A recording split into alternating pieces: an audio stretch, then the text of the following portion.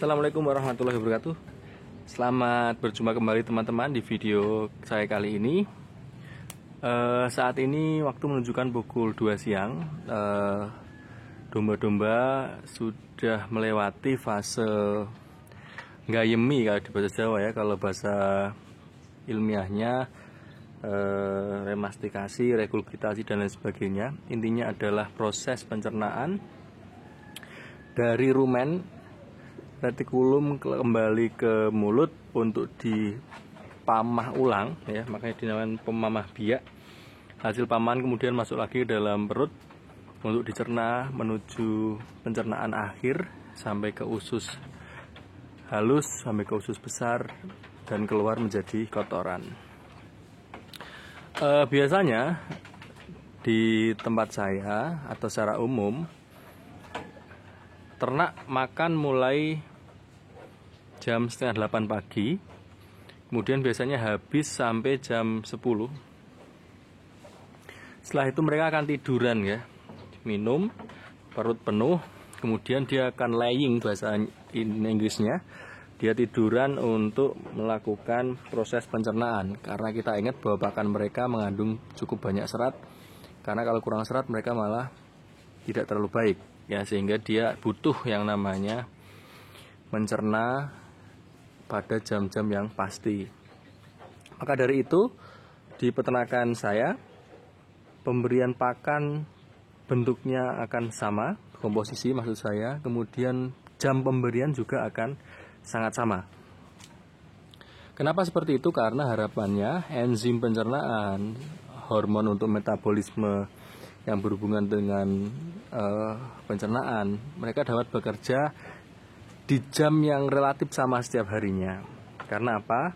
Karena ketika mereka kondisi tubuhnya fisiologisnya sama, maka tingkat pencernaan, penyerapan nutrisi dan deposisi nutrisi menjadi produksi atau menjadi reproduksi akan berjalan sesuai dengan semestinya.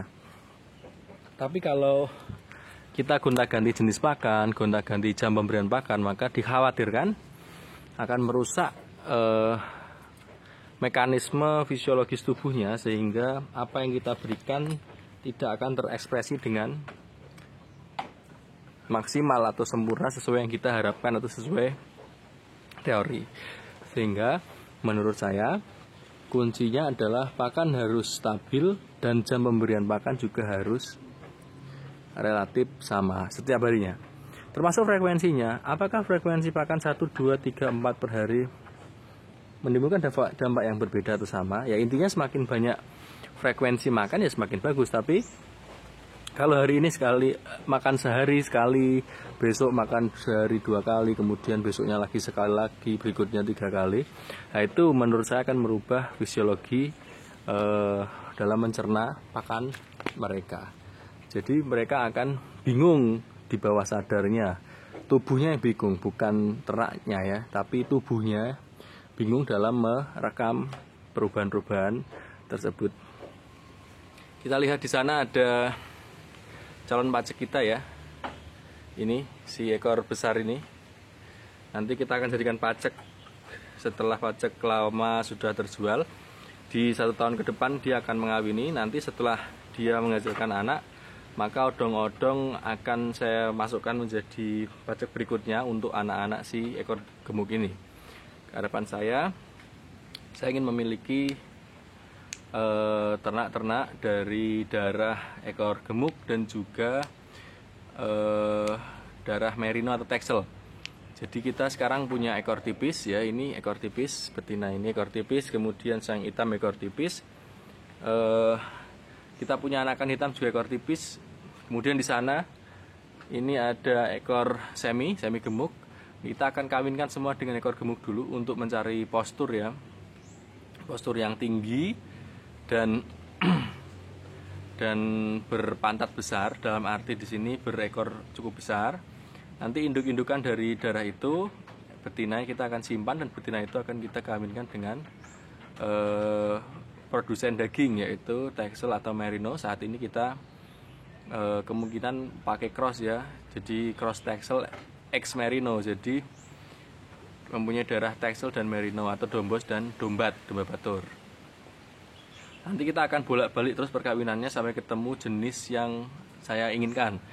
Jadi saya mempunyai cita-cita atau bentuk khayalan domba yang menurut saya sukai dan bagus ketika dikembangkan.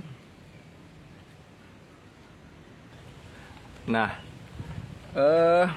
pada akhirnya nanti penggemukan saya itu, walaupun kandang saya tidak besar ya, relatif kecil ya, kita bersyukur saja saat ini. Saya pengen menghasilkan pejantan gemukan dari kandang saya sendiri. Jadi nantinya saya pengen ke arah sana dengan pakan kering, harus tetap untung, cash flow tetap terjaga bagaimanapun caranya, itu target saya.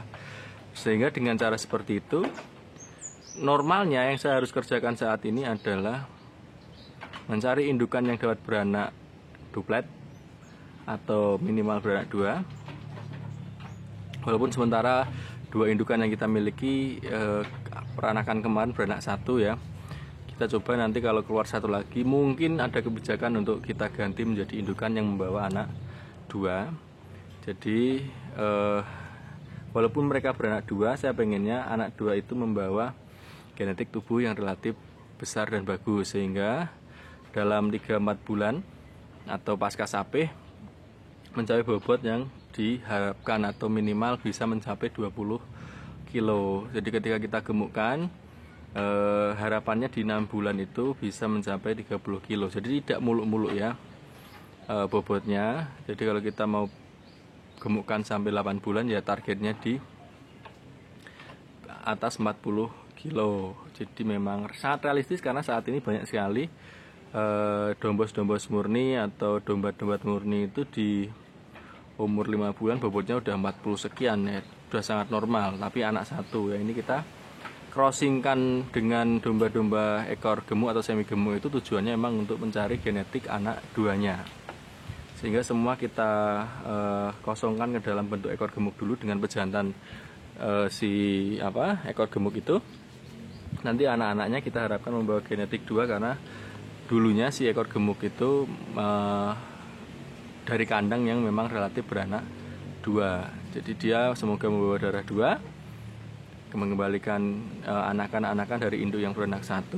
Nah nanti anakan-anakannya kita akan crossing dengan Dombos Texel yang memang secara bentuk dia besar walaupun beranak 1, karena kita mencari hasil akhirnya. Nanti ketika sudah beranak 2 kali kok beranak 1 terus dengan pakan yang bagus, maka ada kemungkinan kita akan lempar ke pasaran, karena memang banyak juga orang atau peternak yang suka beranak 1 teman-teman, karena memang anaknya bakal besar sekali karena tidak ada saingannya dalam menyusu. Jadi kira-kira itu target yang ingin saya kembangkan ke depannya. Mohon doanya semoga berjalan lancar, kematian bisa dihindari, kesehatan ternak terjamin. Ya normal ya, dalam beternak normalnya ada ternak sakit, bahkan ada ternak mati, itu normal. Cuman kita berusaha sekuat tenaga dengan breeding sendiri. Harapannya anakan-anakan juga terjaga dengan baik kesehatannya dan dapat langsung dipercepat penggemukannya tanpa harus melewati fase adaptasi lingkungan. Ya karena itu membutuhkan banyak effort, penyusutan dan lain sebagainya. Sehingga harapannya kandang ini tidak terlalu banyak menggunakan obat generik atau obat pabrikan. Mereka sehat dari lahir ya, terhindar dari cacing karena kita pakai pakan non hijauan. Semoga pertumbuhannya tercapai dengan baik. Nah itu kira-kira kondisi di siang hari kandang saya. Saat ini mereka sudah mulai tiduran lagi di kandang utara atau bagian sayap kanan ya, sana. Yang kiri masih menghabiskan sisa pakan dari kandang karantina. Kandang karantina ini kita bedakan karena memang mereka kalah makan sehingga profil tubuhnya melemah.